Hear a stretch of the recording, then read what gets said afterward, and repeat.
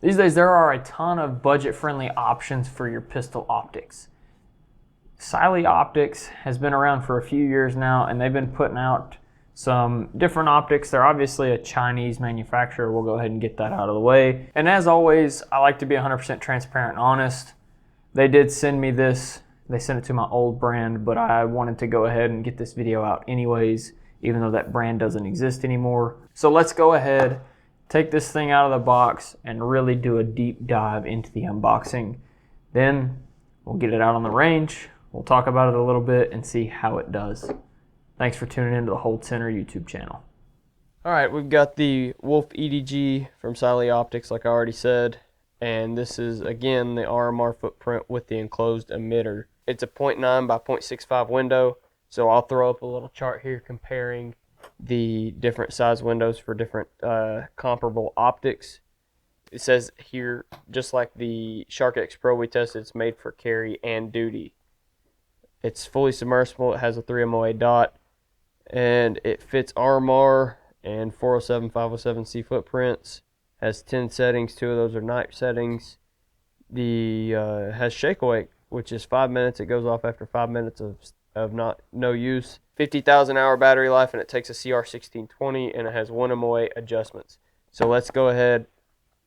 Oh, it also claims that it's drop proof from 6 foot on concrete. So let's go ahead and get into it. It has a patch here in the top, a cleaning cloth. There is your instruction manual. And another instruction manual for zeroing. Oh, and this is the same zeroing chart that they gave in the Shark X Pro. A sticker. Everybody loves stickers. Here is the optic.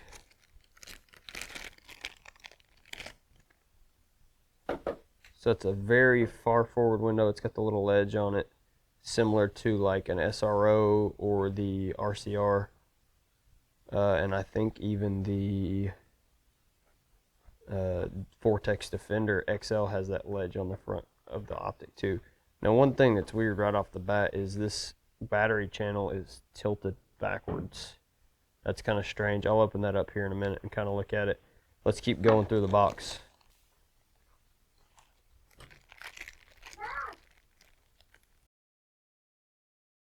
So this bag has a whole bunch of screws in it. Different size screws, different length screws, all that good stuff for different footprints. And then we have the tool, the mounting tool, the battery tray tool, all that stuff in one piece. There's another tool, and I think that's it. So the battery hopefully is in it. Oh, and it is on.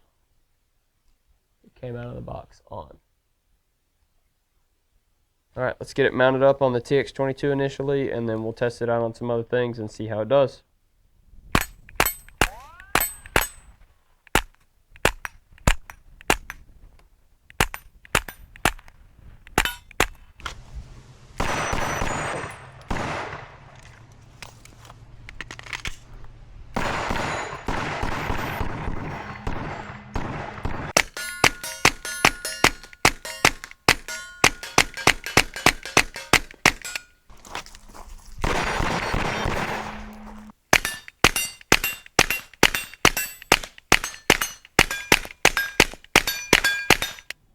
So initial impressions after opening this thing, it comes with a lot of screws. That's the number one thing I will say that Cyelee Optics does right. They send you just about every screw combination or every screw need that you may have to be able to mount this thing to whatever platform that you're putting it on. I mounted it, as you guys may have seen in the footage already, I mounted it to my TX22 and used it a lot on that pistol, but I also wanted to subject it to some 9mm as well. I know 9mm is not the harshest recoiling round, but it's a lot more recoil than 22, right? The other thing that I wanted to do is I wanted to do a drop test, like a durability test with this thing. No, I am not Sage Dynamics. No, I do not do as consistent of a job or even scientific as a job. And I don't put near the round count that he does on them, but I will say I did my due diligence to give this thing a fair shot. Okay, so let's go ahead, talk about the reliability, talk about the longevity, durability, whatever you want to call it, right? I'll put some B-roll up here where you can see across the top that this thing got beat up quite a bit. And I put probably a couple hundred rounds, maybe 300 rounds through my TX22 with this thing mounted to it. So I got a lot of time on it, on this optic mounted to that platform. And then I also mounted it to my M&P compact carry comp. And on the M&P compact carry comp, the first day on the range, I didn't get enough footage with that gun to feel like I had a comfortable feeling, a good feeling about the review to be done with it. So I actually left it on that gun for a couple months and carried this optic. And let's just say we'll save my opinion for this thing for a carry optic or a duty optic. We'll save that for the end of the video. Now, while this was mounted to my M&P, like I said, I carried this for a few months with this thing mounted, which means I also took it to the range for several range sessions, several training sessions with this optic. I did a drop test with this optic. I racked it off of a barrel several times to see if it would bust the glass out of the front. You guys can see, you know, like I showed you on the B-roll, the glass is not busted out. The housing's not like crazy marred up, and the glass on the rear is also good to go. I am part of the enclosed emitter gang. I'm a strong believer that enclosed emitters are the way to go. I don't like dealing with sweat and lint and God knows what else getting inside of my optic, on my glass, inside the emitter. I don't like that. I would prefer to have an enclosed emitter if I can find one that fits the job and does the job well. The Cyelee Wolf EDG doesn't do a bad job of that. This is probably the only RMR footprint that's an enclosed emitter that I have found, besides the Trijicon RCR, which we won't even go down that rabbit hole because I really don't like the mounting platform or the mounting design that they use there. We'll stay away from that topic in general. So really, one of the only realistic option for an enclosed emitter RMR footprint option that doesn't require a plate if you have an RMR footprint. So, drop testing. Let's go ahead and do that part and then we'll talk about shooting experience because this will kind of lead into my shooting experience. I think you might know where this is going. So, drop testing. I actually did the drop test twice because the first one, something happened with the footage. I had to delete the footage. It was jacked up. The audio didn't work right. Anyway, so this thing has been dropped several times. Been racked off of barrels and posts and everything several times, right? This thing has been beat up, as you can tell from the hood. It is beat up. I will say that the optic survived, right? I didn't have any major malfunctions or breakages or anything like that. Let's go ahead and roll the drop testing now. We'll talk about all that. I did as well. I did test for point of impact shift as well with the drop testing and beating it up and things like that. So I'll roll that footage as well into this to see how all that works and we'll talk about it afterwards. All right, so I've got the Cyelee Wolf EDG here on the M&P 2.0 compact carry comp. I'm gonna load it up with 5 rounds here and I'm gonna shoot a 5-round group at 12 yards and then I'm gonna give 10 racks off of this barrel, 10 racks off the barrel, 5 more rounds, and then I'm going to drop it on this concrete block I got here, 5 more rounds.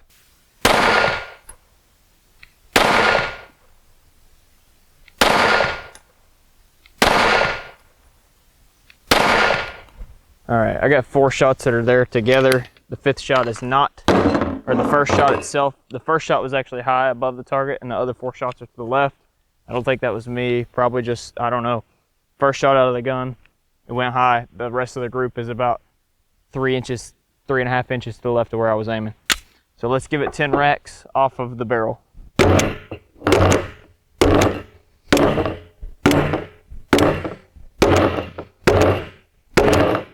Let's do 2 more because I missed a couple of those. There we go. All right.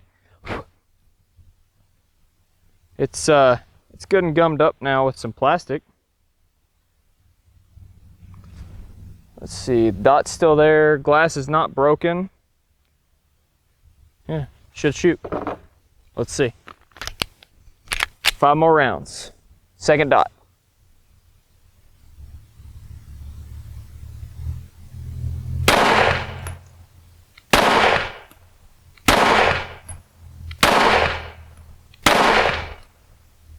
Okay, I was holding every bit of those, or every one of those was dead center. And our group opened up quite a bit. I don't feel like the optic's walking. My witness marks haven't moved.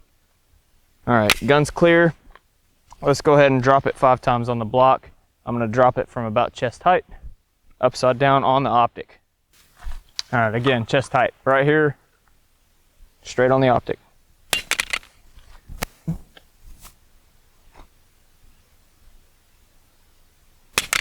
2.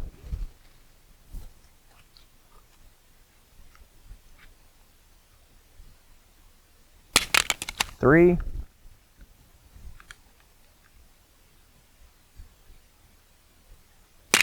4. That one kind of scuffed off the side there and then landed in the mud. That's nice. And last one, 5. All right. So we still have good glass. It doesn't look like it tore the optic up. It didn't mangle it up or anything. One of the edges is kind of roughed up. 5 more rounds. Load it up. And shoot a group.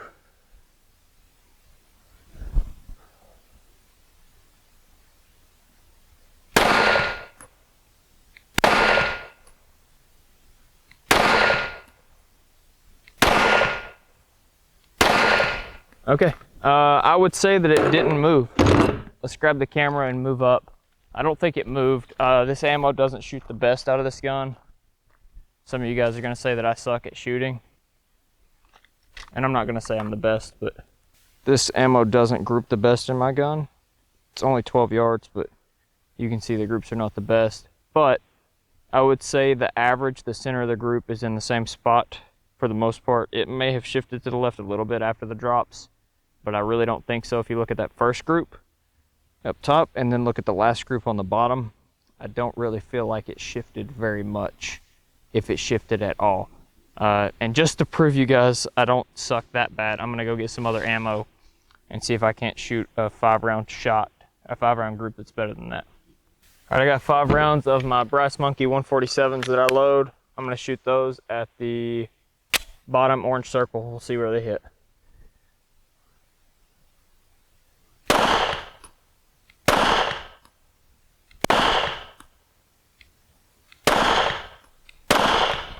All right, so that's about a it's about a 1.5 inch group. That's a lot better, more realistic to what I shoot. And then I'll shoot this at the bottom corner of the C zone. I'll just aim at the bottom corner.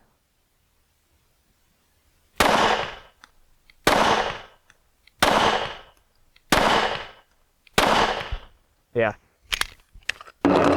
Let's grab the camera and go look at that. I just don't want you guys to think that it's all me.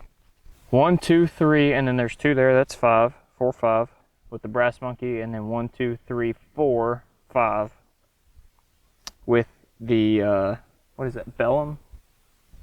Something like that. It's the Academy brand stuff. So it survived. Don't make fun of my groups. No, I'm just kidding. I showed you, right, some of the ammo, my M&P, which I have right here. It likes some ammo a little better than it likes other ammo. That's just part of it. M&Ps are known for not having the best quality barrels. It's a thing. If you don't know, look it up. Anyways, they're kind of ammo picky as far as what they will shoot well and what they won't shoot well. So I wanted to show you, like, hey, I've got some large groups, but the center of the group didn't move. But I also can shoot better groups than that if I have some ammo that this thing likes. So anyways, I did not have a point of impact shift during the drop test. But now that leads me to the other point. I did have a point of impact shift, and I wish I had this on footage. I do not have this on footage because I went out with my buddy Don for a training day for like an hour and a half, maybe 2 hours on the range with him. Just like a good, fun training day, working on some hard stuff from concealment. And this thing, from the time that we left the range that day to the time that I got on the range with him, I think 2 weeks later, This thing had lost zero. The point of impact was so far off. I think I moved it over 30 clicks, which these are 1 MOA adjustments. I moved it over 30 clicks in one direction, and like I think it was 10 or 12 clicks the other direction to get it to zero. That's ridiculous. That's ridiculous. So over the course of time, it lost zero.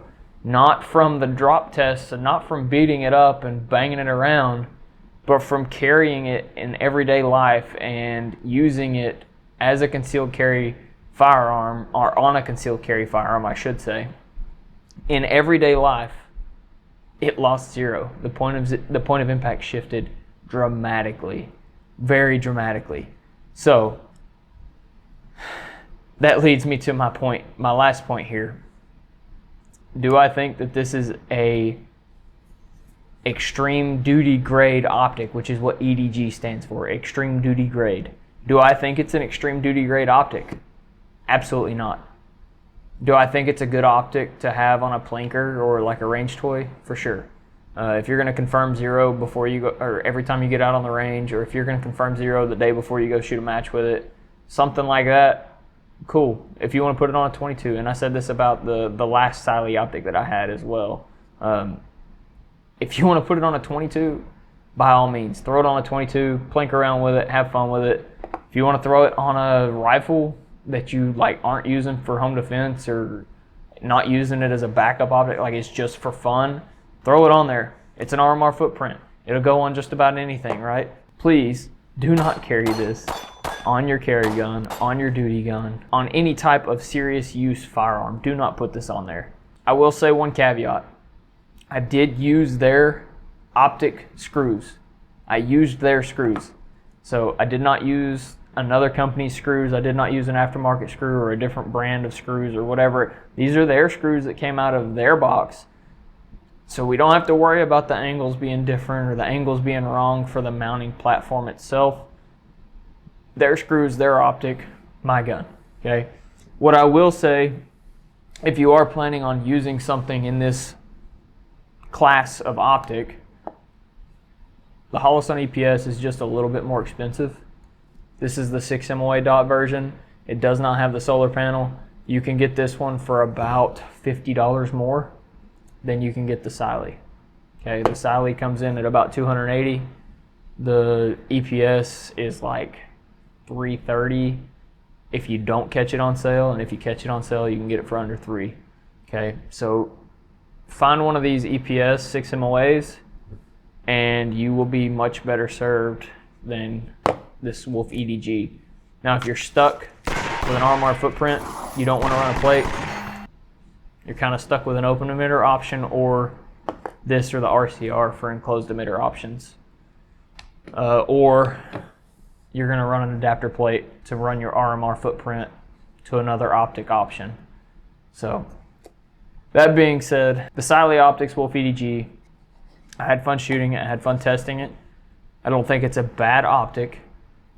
It is not a duty grade optic in my opinion. It's 70-75 aluminum, so it's tough. I didn't break anything, I didn't mess anything up, but it did not hold zero in everyday life, moving from, as a carry gun, moving around with it, keeping it on me. It just didn't make it, right? It didn't keep zero, and that's my biggest thing. I want to know that when I draw my firearm is going to do its job so that I can do my job. It's simple as that, right? Anyways, guys, I'm not hating on Cyelee Optics. I appreciate them sending this out, even though it was sent out to my old company, and I'm rocking the new company now, so we're good there. If you haven't already, hit the like button if you liked the video. Drop down a comment and let me know what you think about all these Chinese optics that have been coming on the market. If you have another cheap, budget-friendly company that you've been looking at, or options that you have experience with, drop in the comments and let me know what your experience is with those specific optics. Maybe I'll check them out. Maybe I'll see if I can get some to review. But that's going to wrap this one up. God bless y'all and hold center. We'll see ya.